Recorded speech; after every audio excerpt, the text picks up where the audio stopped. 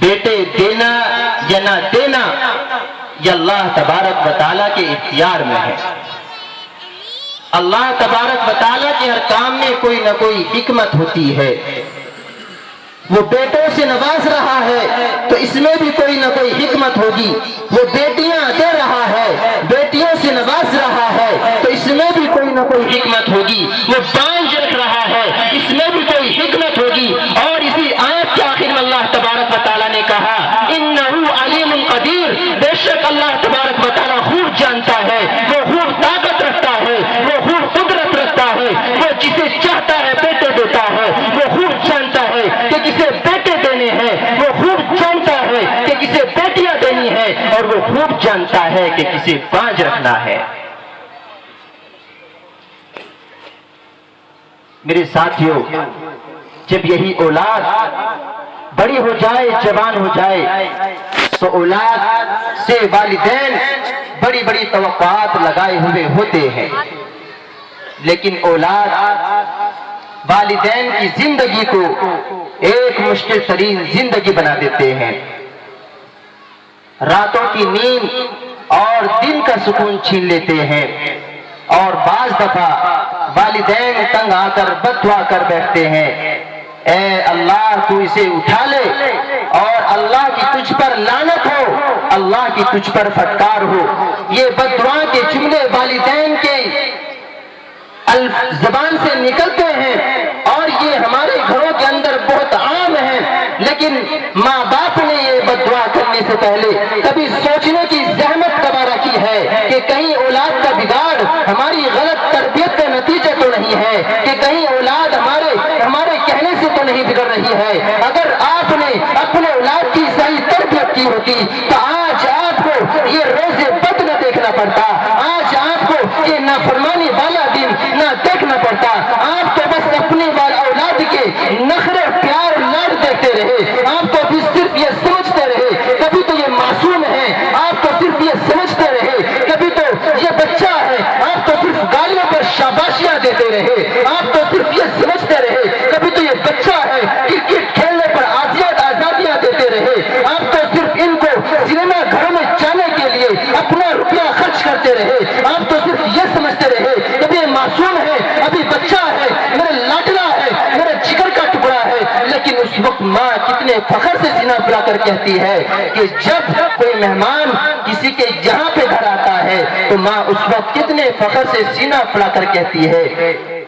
کہ دیکھو ماشاءاللہ میری بیٹی ابھی 7 برس کی ہے، مگر اس کو دیکھو ڈانس کرنے میں کتنی مہارت حاصل ہے، دیکھو ابھی میرا بیٹا 6 برس کا ہے، مگر اس کو ڈانس کرنے میں کتنی مہارت حاصل ہے، اس کو پوری پوری کہانیاں از پر یاد ہے۔ یاد رکھو مسلمانوں، تم اپنی بوئی ہوئی فصل کو کاٹ رہے ہو، اگر ببولوں کے بیچ بو کر گلو لالا کے اگنے کی توقع رکھتے ہو تو یہ تمہارے لیے میری حماقت اور سراسر نادانی ہے۔ اگر آپ یہ سمجھتے ہیں کہ ہماری اولاد بری صحبت سے متاثر ہو کر ولی اللہ بن سکتی ہے یا کسی مدرسے کا خادم بن سکتا ہے، کسی مدرسے کا خادم بن سکتا ہے، کسی مسجد کا امام یا پیشوا بن سکتا ہے،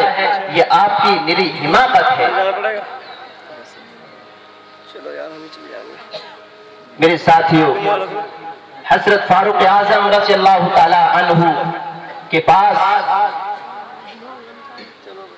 ایک صاحب اپنے نوجوان بیٹے کی شکایت لے کر آئے اور کہنے لگے کہ اے امیر المؤمنین، میرا یہ بیٹا نافرمان ہے، میرا کہنا نہیں مانتا، میرا حکم نہیں مانتا، آپ اس کو بتا دیجئے کہ ماں کا حق کیا ہے اور باپ کا حق کیا ہے۔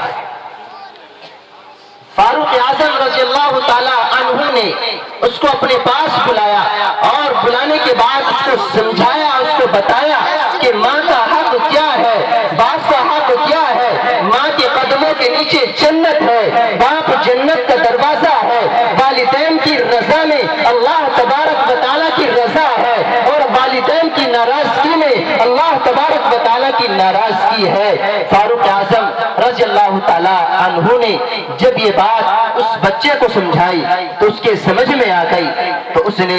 फारूक आजम रजी अल्लाह ताला अन्हु से बड़े जुर्अतमंदाना अंदाज में सवाल किया, ए अमीरुल मोमिनीन, बात तो समझ में आ गई, बात तो ठीक है, ये क्या बात है, लेकिन क्या औलाद का ही हक है वालिदैन के ऊपर? क्या वालिदैन का औलाद पर कोई हक नहीं है? ये सवाल किया। फारूक आजम ने कहा, क्यों नहीं है, क्यों नहीं है फरमाया, और फरमाया कि वो सवाल आपका क्या है? उस बच्चे ने कहा कि अमीर मोमिनीन, मुझे बता दीजिए वो क्या है। फारूक आजम ने कहा कि नौजवान, कि जब बच्चा जवान हो जाए तो उसके लिए एक अच्छी लड़की का इंतखाब किया जाए, उसके लिए एक अच्छी लड़की का इंतखाब किया जाए, अच्छे मौजू रिश्ते का इंतखाब किया जाए। बच्चा जब जवान हो जाए तो दीनदार घराने को इंतखाब किया जाए और अच्छा घराना इस्तेमाल किया जाए, और जब बच्चा जवान हो जाए तो ऐसी लड़की देखी जाए जो सुन्नत की पाबंद हो, ऐसी लड़की देखी जाए जो सोम और सलात की भी पाबंद हो, और ऐसी लड़की देखी जाए जो अपने वालिदैन का और आने वाले घर में वालिदैन का भी ख्याल रखे। फरमाया कि अमीर मोमिनीन, बात समझ में आ गई, एक हक तो ये है। फारूक आजम ने कहा कि दूसरा हक ये है